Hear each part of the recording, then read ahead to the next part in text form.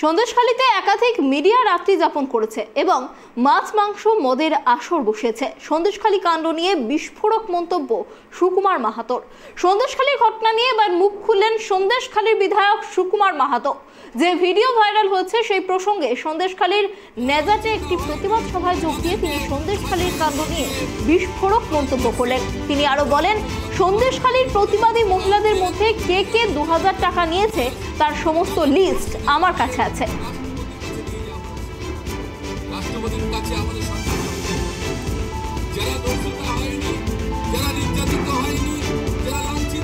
বিজেপির culture, BJP কখন কি করবে, কার কাছে টাকা নেবে, কখন অভিনয় করবে, কখন অভিনয় সাজাবে, অভিনেতা সাজাবে, অভিনেত্রী সাজাবে, এ বলা মুশকিল। এদের কোনো সংগঠন নেই। এরা আসলে পয়সার বিনিময়ে রাজনীতির ময়দানে লড়াই করতে চাইছে। আমি বলছি, সন্দেশখালীর মহিলাদের 2000 টাকা প্যাকেটে পকেটে গেছে, তার লিস্টও আছে। এবং আজকে দাঁড়িয়ে বলছি, অনেক মিডিয়া সেই দিন পাত্রপাড়ায় রাত্রি যাপন করেছে, মদ মাংস খেয়েছে এবং পাত্রপাড়ার মহিলাদের এই নাটকের ময়দানে নামিয়েছে।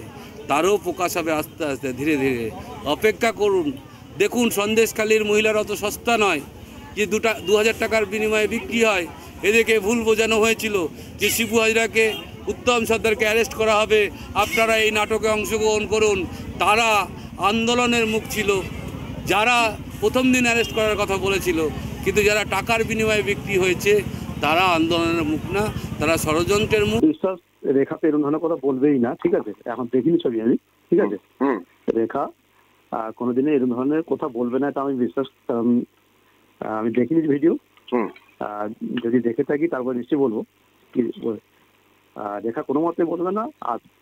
আর কি নাম বললেন কারা? ওই পাপিয়া এবং পিয়ালি। আচ্ছা, পাপিয়াকে আমি চিনতে পারছি না, পিয়ালিকেও আমি চিনতে পারছি না। আমার ছবি না দেখলে বুঝলাম কোন পিয়ালি কোন পাপিয়া। আচ্ছা, সন্দেশখালী বিজেপি নেত্রী।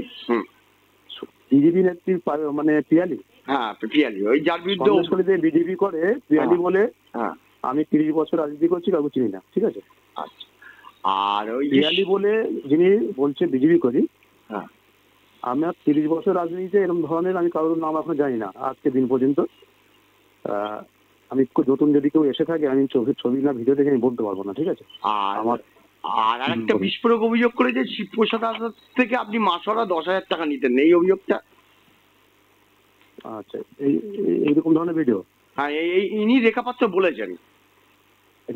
রেখা বলেছে এই কথা? হ্যাঁ, আমি কোনোদিন বিশ্বাস করি না রেখা ধরনের কথা বলবে। আমি কিছু না দেখে বিষয়ে কিছু মন্তব্য করতে পারবো। আচ্ছা, আর ওই যে যাদেরকে নিয়ে গিয়েছিলেন রাষ্ট্রপতির কাছে, তারা কি সত্যিকারের প্রতিবাদী না সাজানো? আচ্ছা, রাষ্ট্রপতি একটা দেশের সর্বোচ্চ পদ, তো এখানে কোনো সাজানো হয় বলে তো আমার জানা নেই, ঠিক আছে? যেটা হয় 100 ঠিক থাকে, এর মধ্যে কোনো কিন্তু থাকার কোনো জায়গা থাকে না। না, রাষ্ট্রপতি হচ্ছে দেশের সর্বোচ্চ একটা চেয়ার। এখানে আমার অভিজ্ঞতা জানা নেই যে এখানে কোন রকম কিন্তু থাকে বলে। এটা যেটা হয়েছে 100 ঠিক হয়েছে, নির্ভুল একদম। আর এই শিবপ্রসাদের কাছ থেকে অর্থ নেওয়াটা, এটা কতটা?